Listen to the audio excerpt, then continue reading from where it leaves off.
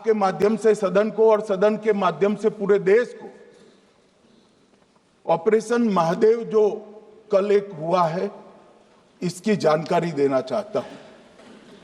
माननीय अध्यक्ष जी, कल ऑपरेशन महादेव में सुलेमान उर्फे फैजल जट, अफगान और जिब्रान, 3 आतंकवादी सेना, सीआरपीएफ और जम्मू कश्मीर पुलिस के संयुक्त अभियान में ऑपरेशन महादेव में मारे गए। और माननीय अध्यक्ष जी, ये जो सुलेमान है, ए श्रेणी का लश्कर ए तोयबा का कमांडर था। पहलगाम हमले में और गगनगिर आतंकी हमले में वो लिप्त था। इसके ढेर सारे सबूत हमारी एजेंसियों के पास है। अफगान ए श्रेणी का लश्कर ए तैयबा का आतंकवादी था और जिब्रान भी ए ग्रेड आतंकवादी था। और माननीय अध्यक्ष जी, मैं सदन को और सदन के माध्यम से पूरे देश को बताना चाहता हूं, जिन्होंने बैसरन घाटी में हमारे प्रवासियों को, नागरिकों को मारा था, ये तीनों आतंकवादी ये थे और तीनों मारे गए।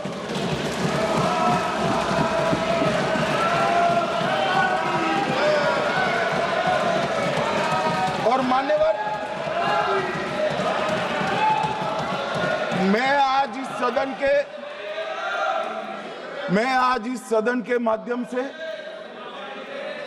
सेना के पैरा 4, सीआरपीएफ के सारे जवान जो अभियान में शामिल थे और जम्मू कश्मीर पुलिस के जो जवान थे, वो सभी को सदन और पूरे देश की ओर से बहुत बहुत साधुवाद देना चाहता हूं।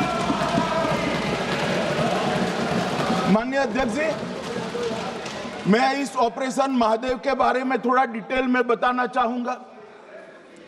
ऑपरेशन महादेव की शुरुआत 22 मई 2025 को, एक प्रकार से तो जिस दिन हत्या हुई थी उसी दिन रात को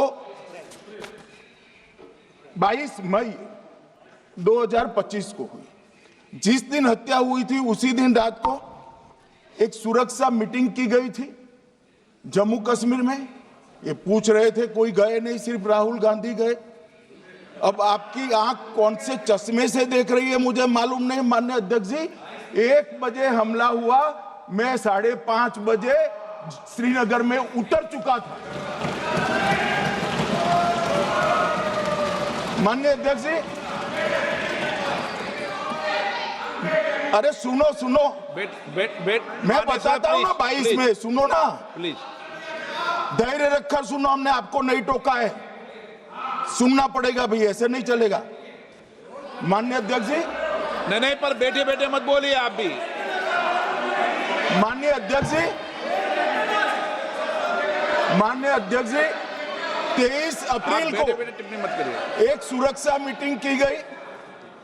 सभी सुरक्षा बल, सेना, CRPF, BSF, Jammu Kashmir police, और सबसे पहले उसमें निर्णय किया गया कि जो नृशंस हत्यारे हैं वो देश छोड़कर पाकिस्तान भाग न पाए, इसकी हमने पुख्ता व्यवस्था की और भागने नहीं। 22 मई को आईबी के पास एक ह्यूमन इंटेल आई और एक क्षेत्र के अंदर, दाची गांव क्षेत्र के अंदर आतंकवादियों की उपस्थिति की सूचना मिली। आईबी और सेना द्वारा दाचीकाम क्षेत्र में अल्ट्रा सिग्नल कैप्चर करने के लिए जो इंस्ट्रूमेंट हमारी एजेंसियों ने बनाए हैं, इसके द्वारा इस सूचना को पुख्ता करने के लिए मई से 22 जुलाई तक लगातार प्रयास किए गए। ठंड में ऊंचाइयों पर हमारे सेना के अधिकारी पैदल इनके सिग्नल प्राप्त करने के लिए घूमते रहे, आईबी के अफसर भी घूमते रहे, सीआरपीएफ भी घूमती रही। और मान्यवर 22 जुलाई को हमें सफलता मिली।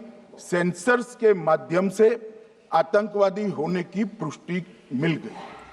तब 4 पैरा जो हमारी सेना का एक हिस्सा है, उसकी नेतृत्व में 4 पैरा के जवान, सीआरपीएफ के जवान और जम्मू कश्मीर पुलिस के जवान मान्यवर एक साथ ये आतंकवादियों को घेरने का काम किया। सेना, सीआरपीएफ, जम्मू कश्मीर पुलिस की मीटिंग भी की गई। जो 5 ह्यूमन एसेट्स थे उनको भी वहां बेचा गया और कुल मिलाकर कल जो ऑपरेशन हुआ, इसमें हमारे निर्दोष नागरिकों को मारने वाले तीनों आतंकी मौत के घाट उतार दिए। मान्यवर, तीनों के नाम मैंने बताए हैं।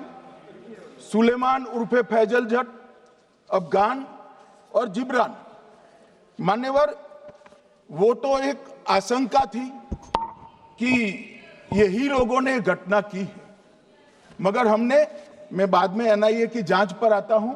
एनआईए ने पहले से ही इनको, जिन्होंने आसरा लिया था, वो लोगों को गिरफ्तार कर रखा था। उनको खाना पहुंचाने वाले लोगों को अपने कब्जे में रखा था। तो जब आतंकवादियों के शव श्रीनगर आए, इनसे पहचान कराई गई।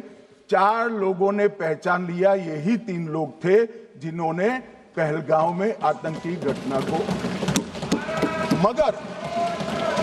मगर हमने इस पर भी भरोसा नहीं किया मान्यवर, कोई जल्दबाजी नहीं की। हमने जो आतंकी घटना स्थान से कारतूस मिले थे, वो कारतूस का एफएसएल रिपोर्ट पहले से करा कर रखा था और चंडीगढ़ सेंट्रल एफएसएल के अंदर बैलिस्टिक रिपोर्ट के आधार पर उनका रिपोर्ट तैयार था। जब ये कल आतंकवादी मारे गए, इनकी 3 राइफलें पकड़ी गई। एक M9 अमेरिकन राइफल थी और 2 AK-47 राइफल थी। जो कारतूस मिले थे वो भी M9 और AK-47 के भी थे, मगर हमने इससे भी संतोष नहीं माना। ये राइफलों को एक विशिष्ट विमान के द्वारा कल रात को 12 बजे चंडीगढ़ पहुंचा गया और पूरी रात फायरिंग कर इसके भी खाली खोखे जनरेट किए गए। 2 खोखों का मिलान किया गया, राइफल की नाली और निकले हुए खोखों का भी मिलान हो गया। तब ये तय हो गया कि इन्हीं 3 राइफलों से हमारे निर्दोष नागरिक मारे गए। और मान्यवर, आज मैं सदन को बताते हुए बहुत खुश हूं। मोदी जी ने ऑपरेशन सिंदूर कर आतंकवादियों को, जिन्होंने आतंकवादियों को भेजा था, उनके आकाओं को जमीन में मिलाने का काम किया था। सेना और सीआरपीएफ ने वो आतंकवादियों को भी समाप्त कर दिया। और